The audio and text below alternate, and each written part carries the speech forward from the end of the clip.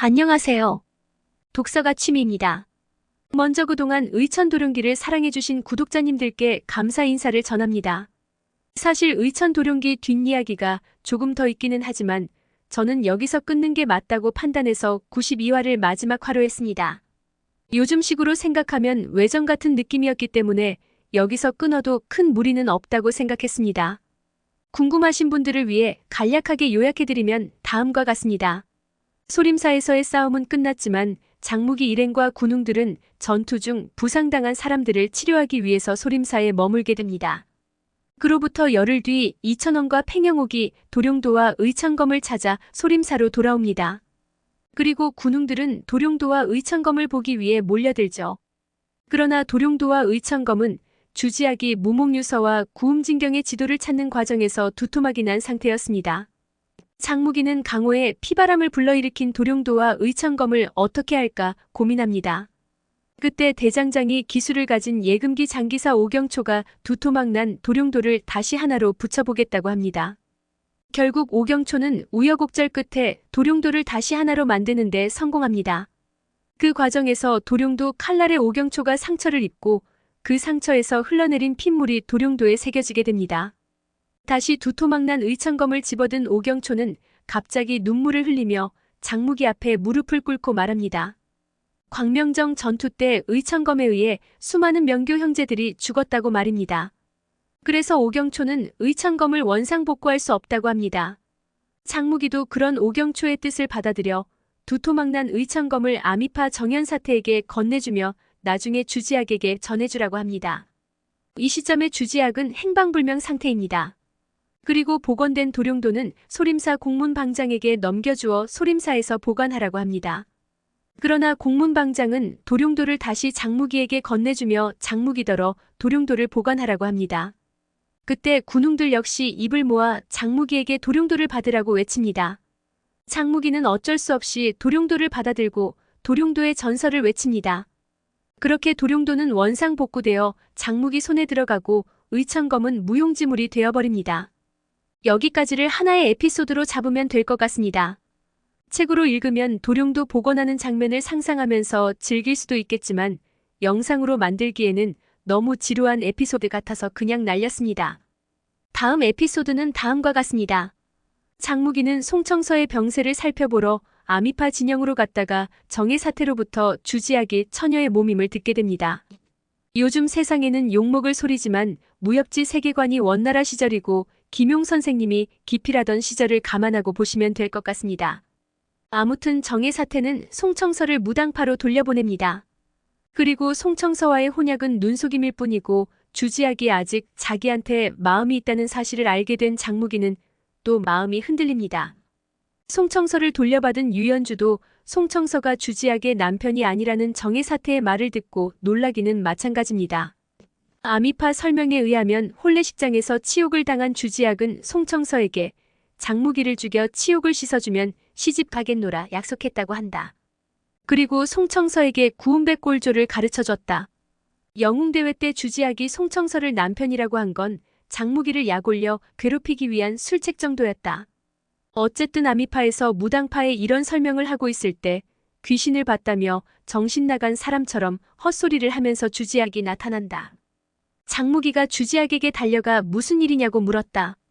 그러자 주지학은 공포에 질린 기색으로 귀신이 쫓아온다는 소리만 반복하며 장무기 가슴에 안겨 바들바들 떨었다.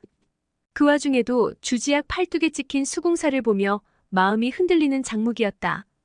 여기서 수궁사는 무협지 세계관에서 여자의 순결 여부를 확인할 수 있는 붉은 점을 말한다.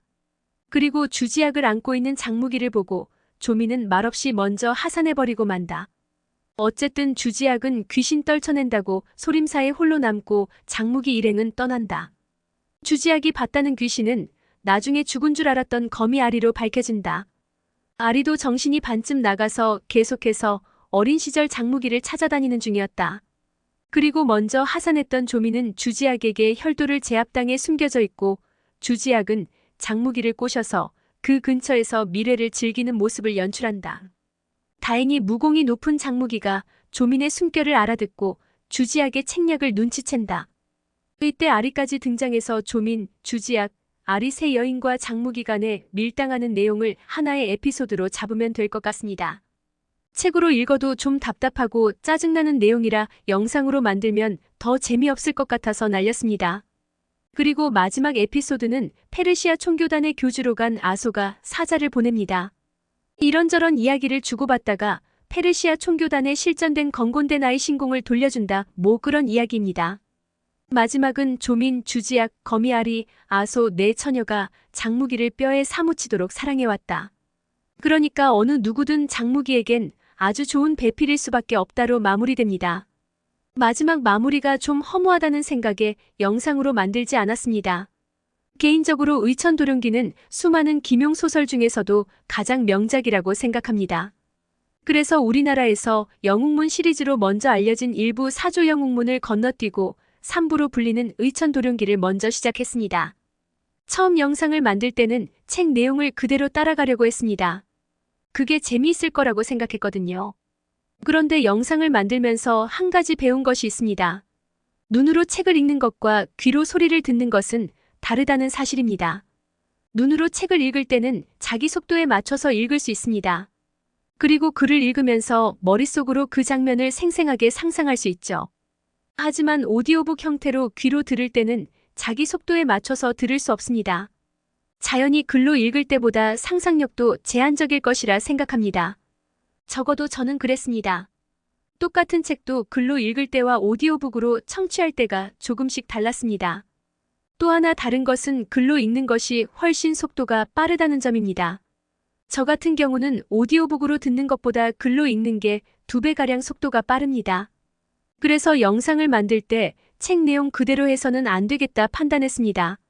책 그대로 낭독해주는 방식으로 하면 너무 지루할 것 같았습니다. 특히나 김용소설은 무협소설과 연애소설을 합쳐놓은 게 아닌가 하는 생각이 들 만큼 남녀 간의 사랑 이야기를 비중 높게 다룹니다. 그나마 영웅문 시리즈로 알려진 사조 영웅문, 의천도룡기는 사랑 이야기보다 무협 쪽에 좀 더 많은 비중을 두고 있다고 봅니다. 영웅문 2부인 신조협녀나 소호강호 같은 경우는 그냥 무협지 배경의 연애소설이라고 하는 게 나을 정도입니다. 물론 연애 부분만 덜어내면 신조협녀와 소호강호는 재밌는 무협소설이고 저도 사조영웅문에 이어 신조협녀를 끝내고 소호강호를 영상으로 만들 계획을 가지고 있습니다. 어쨌든 저는 앞으로 만들 사조영웅문 영상은 제 취향대로 만들까 합니다. 그래서 카테고리도 무협소설 내 취향대로라고 만들었습니다. 의천도룡기 만들 때도 한 번씩 책 내용 그대로 안 한다고 지적하시는 분들이 계셔서 이번에는 그냥 내 취향대로 만든다고 예고하고 만들려고 합니다. 최대한 로맨스 부분은 간략하게 간추리고 사건 위주로 내용을 빠르게 전개하는 방식으로 만들까 합니다.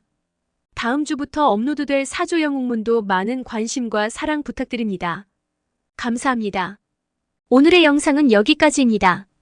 영상이 도움이 되셨다면 구독과 좋아요, 알람 설정 부탁드립니다. 시청해주셔서 감사합니다.